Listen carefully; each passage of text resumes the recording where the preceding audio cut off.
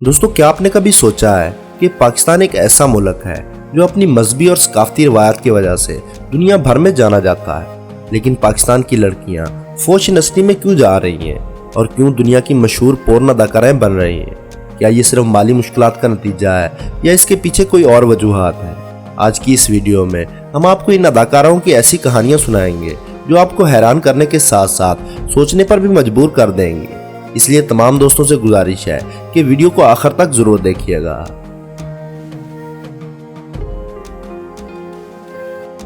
دوستو 21ویں صدی کے آغاز میں پاکستان میں انٹرنیٹ کا رجحان بہت تیزی سے پھیل رہا تھا۔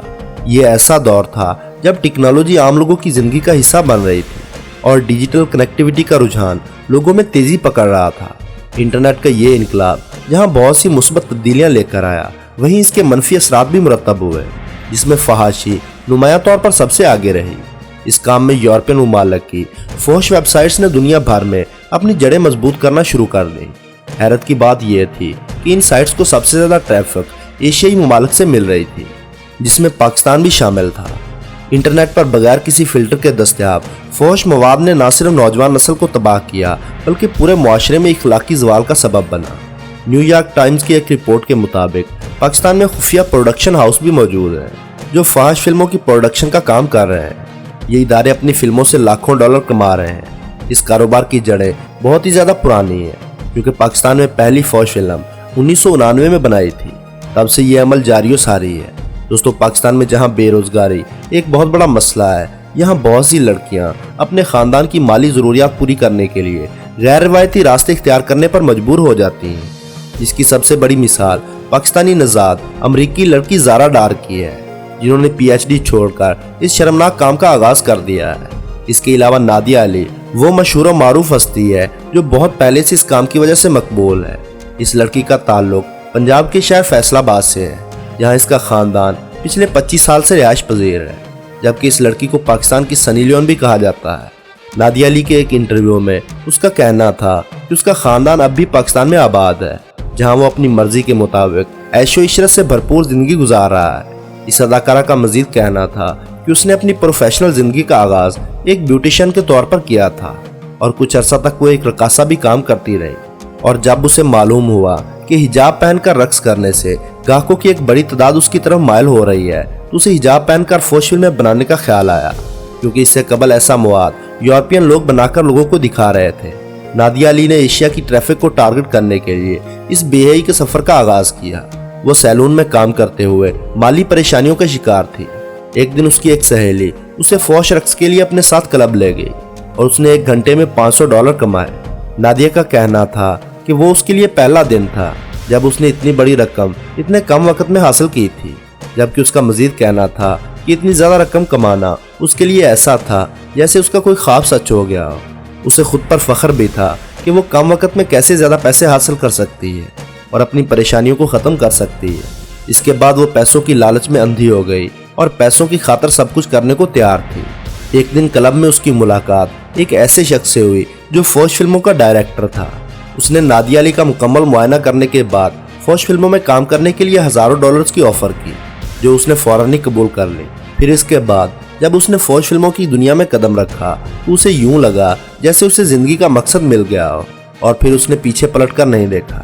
دوستو نادیہ علی نے اپنے والدین کے متعلق بات کرتے ہوئے بتایا ہے کہ کسی بھی عام والدین کی طرح میرے والدین بھی نہیں چاہتے کہ ان کی بیٹی ایسی فلموں میں کام کرے، لیکن وہ اچھی طرح سمجھتے ہیں کہ میں یہ کیوں کر رہی ہوں۔ میرا ان کے ساتھ بہت اچھا تعلق ہے اور میں انہیں ہر بات کھل کر بتا دیتی ہوں۔ جب اداکارہ سے پوچھا گیا کہ وہ بے حیائی کے کاموں میں حجاب کا استعمال کیوں کرتی ہیں تو اس کا کہنا تھا کہ اسے اس منفرد انداز کی وجہ سے ان کی ویڈیوز کو لاکھوں افراد پسند کرتے ہیں۔ نادیہ علی مزید کہتی ہیں کہ جب پہلی بار اسے حجاب پہن کر شرمناک کام کرنے کو کہا گیا تو میں ذرا سا ہچکچا گئی، لیکن اس کام کے لیے میں نے معاہدہ کیا ہوا تھا۔ اگر میں اس کام کو چھوڑ دیتی تو میرے لیے زندگی گزارنا مشکل تھی، لہٰذا اسی ڈر کی وجہ سے مجھے ان کی ہر بات ماننا پڑی۔ جب انہوں نے دیکھا کہ حجاب پہن کر بدفعلی کرنے میں لوگ ویڈیوز کو زیادہ پسند کرتے ہیں تو وہ مجھے حجاب پہن کر بدفعلی کرنے پر ہزاروں ڈالرز اضافی دینے لگے۔ وہ کہتی ہے کہ یہ حجاب ہی ہے جس کی وجہ سے اس نے لاکھوں روپے کمائے ہیں، اور اب حجاب میری پہچان بن چکا ہے، جسے میں کبھی نہیں چھوڑوں گی۔ نادیہ اپنی فحش انڈسٹری میں داخل ہونے سے قبل دیے جانے والے آڈیشن کے بارے میں بتاتی ہے کہ جب میں اپنا آڈیشن دینے کے لیے ایک کمرے میں داخل ہوئی تو میں نے دیکھا کہ وہاں تقریباً 12 سے 15 لوگ موجود تھے جو مسلسل میرے فگر کو آنکھیں پھاڑ پھاڑ کر دیکھ رہے تھے۔ میں ان لوگوں کے سامنے موجود ایک کرسی پر بیٹھ گئی، جس کے بعد عجیب و غریب سوالوں کا سلسلہ شروع ہو گیا، جن میں ان کا پوچھنا تھا کہ آپ کا سائز کیا ہے اور آپ آج سے پہلے کتنی بار بدفعلی کر چکی ہیں۔ اس کے علاوہ وہ لوگ میرا جسمانی معائنہ کر کے دیکھ رہے تھے اور مجھے مختلف طریقوں سے پوز بنانے کا بھی کہہ رہے تھے۔ مجھے صرف پیسوں سے غرض تھی، اس لیے میں خوشی خوشی ان کی ہر بات مانتی رہی۔ وہ بتاتی ہیں کہ جیسے ہی ان لوگوں کے سوالات ختم ہوئے تو انہوں نے مجھے کہا کہ آپ مکمل طور پر اس کام کے لیے تیار ہیں، جس پر میں نے ہاں میں سر ہلا دیا۔ لہٰذا پھر مجھے اس کام کے لیے منتخب کر دیا گیا اور میری ٹریننگ شروع ہو گئی، جس میں مجھ سے انتہائی شرمناک کام کروائے گئے۔ اس کا مزید کہنا تھا کہ بظاہر یہ انڈسٹری دیکھنے میں جتنی زیادہ خوبصورت نظر آتی ہے، اندر سے اتنی ہی بھیانک اور خطرناک ہے۔ ہم سے ایک فلم کے لیے ایسے کام کروائے جاتے ہیں جو کوئی سوچ بھی نہیں سکتا۔ دوستو، یہ صرف نادیہ علی کی کہانی نہیں ہے، بلکہ اس جیسی کئی پاکستانی لڑکیاں گلیمرس زندگی اور شہرت کے جھوٹے خوابوں کے پیچھے فحش انڈسٹری کی اندھیر دنیا میں قدم رکھتی ہیں۔ اس خواب میں پہلے تو سب کچھ روشن دکھائی دیتا ہے، لیکن بعد میں انسان کو شرمندگی اور خطرناک بیماریوں کے علاوہ کچھ نہیں ملتا۔ مالی مشکلات، سماجی دباؤ اور فوری پیسے کی کشش انہیں ایسے راستے پر لے تو جاتی ہیں، لیکن بعد میں یہاں سے واپسی آسان نہیں ہوتی۔ دوستو، پاکستانی نژاد خواتین جو فحش انڈسٹری میں آتی ہیں اکثر اپنی پاکستانی اور مسلمان شناخت کو مارکیٹنگ کے طور پر استعمال کرتی ہیں۔ وہ روایتی لباس جیسے شلوار قمیض، حجاب اور دوپٹہ پہن کر ایسا مواد تیار کرواتی ہیں جس سے ان کی ویڈیوز ایک مخصوص کلچر کے لوگوں کے لیے منفرد بن جاتی ہیں۔ یہ خواتین اپنے ثقافتی ورثے کو اس انڈسٹری میں پیش کر کے ان چیزوں کو ایک گلیمرس زاویہ دینے کی کوشش کرتی ہیں۔ یہ عمل نہ صرف پاکستانی ثقافت کو بدنام کرتا ہے بلکہ اسلامی اقدار کو بھی نقصان پہنچاتا ہے، جو لباس عزت اور وقار کی علامت ہے۔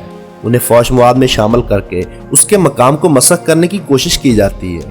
نادیہ علی کی کہانی اس بات کی واضح دلیل ہے، جہاں ان کی ویڈیوز میں حجاب اور دیگر مذہبی اور ثقافتی چیزوں کا استعمال صرف ان کی ریٹنگ بڑھانے کے لیے کیا جاتا ہے۔ ایسے عوامل دیکھنے والوں کو سوچنے پر مجبور کرتے ہیں کہ ان چیزوں کا استحصال نہ صرف انفرادی غلطی ہے بلکہ عالمی سطح پر ہماری ثقافت اور مذہب کے خلاف ایک سوچی سمجھی حکمت عملی کا حصہ بھی ہے۔ دوستو، ان مسائل کو حل کرنے کے لیے ایک جامع حکمت عملی کی ضرورت ہے، جس کے لیے سخت قوانین کا نفاذ، جدید ٹیکنالوجی کا استعمال اس گھنونے کاروبار کو روکنے میں اہم کردار ادا کر سکتا ہے۔ اس کے ساتھ والدین، اساتذہ اور معاشرہ مل کر نوجوان نسل کو ان شرمناک کاموں سے آگاہ کریں تاکہ وہ ان راستوں پر چلنے سے پہلے ہی رک جائے۔ تو دوستو، آج کی ویڈیو میں بس اتنا ہے۔